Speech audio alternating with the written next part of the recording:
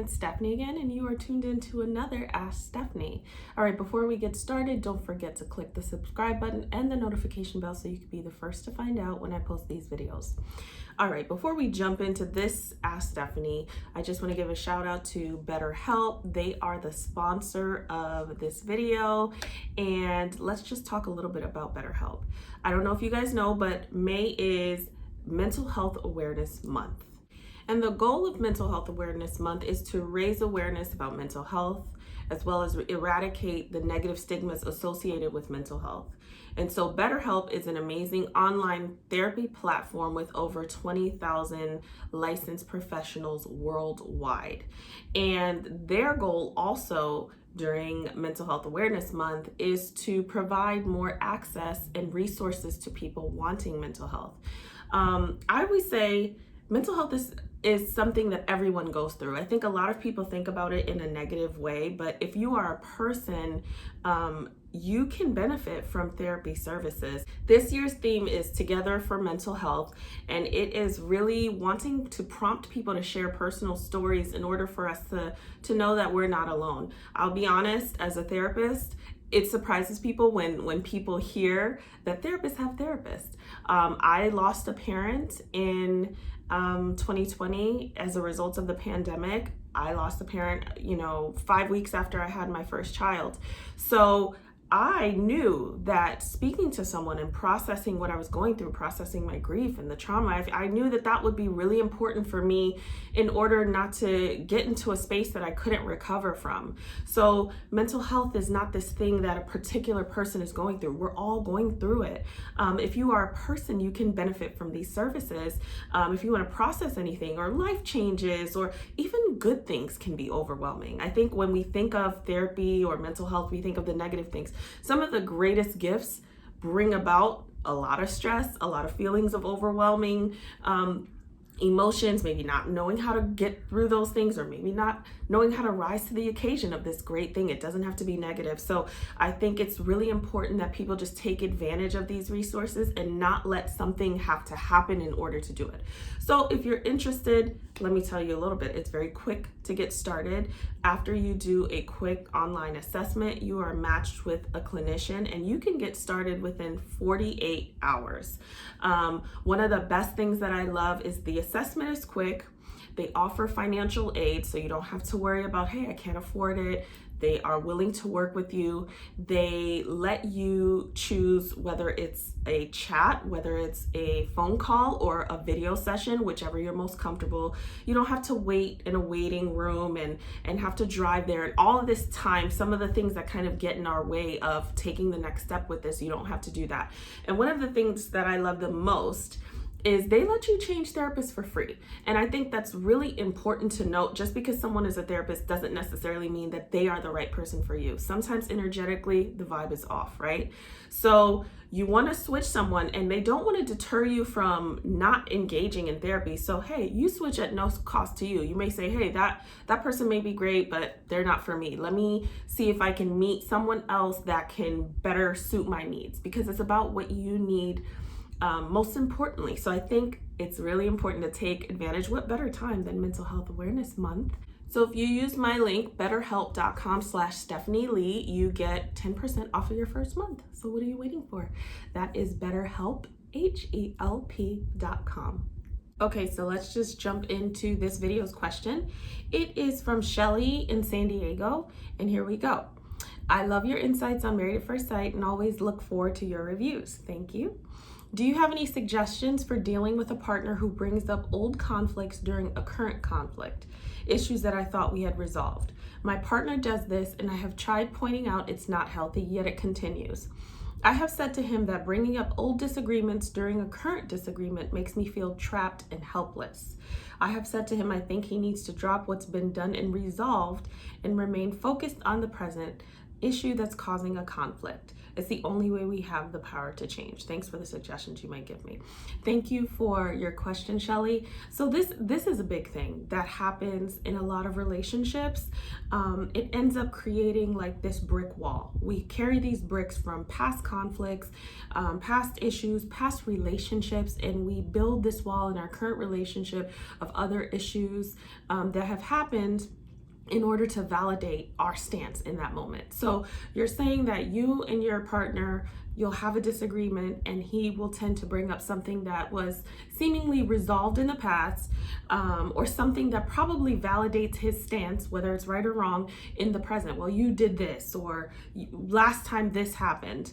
So there are tools that you can use, but really starting out is, I love that you already expressed to him that it makes you feel trapped and helpless. You had that in bold here, so that's very significant. I think the first step is talking to your partner, which you've already taken the steps to do. Telling them how you feel, telling them how that isn't really a helpful, addition to the dialogue, and seeing where it goes from there. Some people are receptive, some people are not. For the people who are receptive, it may take some practice to really, really recognize when they're doing it. Because when we get into these routines that we just kind of continue to operate on autopilot about what we've been doing in terms of engaging with someone, we don't necessarily know we're doing it. So a tool that you guys can put into place is, if this person brings up something in the past, stopping the conversation. Stopping the conversation and bringing it to their attention that, okay, this is something that we said that we weren't going to do, and you're doing it now. Now, some people may say, okay, well, that may not change anything, because they may not change it. The overarching theme in really making changes in our relationships is both people have to want to. Everybody has a choice. And that's the thing with marriage and with being in a relationship. It's like, oh, that person's married, they don't have a choice, they're with that person. Well, they're choosing to be with that person. They're choosing to remain in that relationship. So if we want a fruitful relationship, then we can choose to be more mindful of the way we go about our relationships. So does your partner want to do differently? Because if it validates his stance, then he may or may not want to do differently. Then everything else that I would suggest would be a moot point. But if he wants to do differently, then possibly just stopping the conversation when he brings something up in the past, and really focusing on the fact that that is not conducive to the type of dialogue that you're looking for, or managing the issue, and moving forward beyond that. Let's stay in the present. So if I bring something up and it's to validate my point now, okay, let's take that out. Let's scratch that. Let's talk about now, and let's move forward in that conversation. Simply being aware, being present, acknowledging it, and literally moving past it. If you can move from that moment in the present and go forward, that will be good.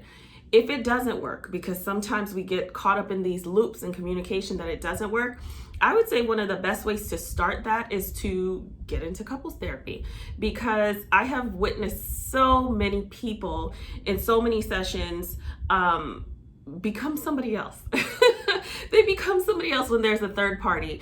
When there's a third party, people are a lot more present, they're a lot more intentional, and they're 1,000 times more aware of the way that they come across and the way they present themselves, because they care more about the perception of that third party than they do you. They're used to you, they know what you're gonna say, you guys have this intimate relationship, and therefore they don't really care what you think. This is why we're here. So I would suggest couples therapy really for anybody, because it doesn't have to be that your relationship is falling apart. Just like a tune-up, you get your oil changed in your car, you do these things to maintain the relationship. Couples therapy can be no different. It doesn't have to be at the very end. I would say get into couples therapy so that you guys can learn how to communicate, and there can be a third party that is able to mediate and help him recognize when he's doing it, and force, in a way, not really, you can't force, but you know what I'm saying, enforce that here are the boundaries that we're laying out in this session. And in this space for your relationship, you're coming here to get tools to communicate more effectively and to resolve conflict more effectively. And one of the issues is you are bringing up things of the past. So if I'm the third party and you guys are having this dialogue and your partner brings up this issue in the past, I'm going to stop him.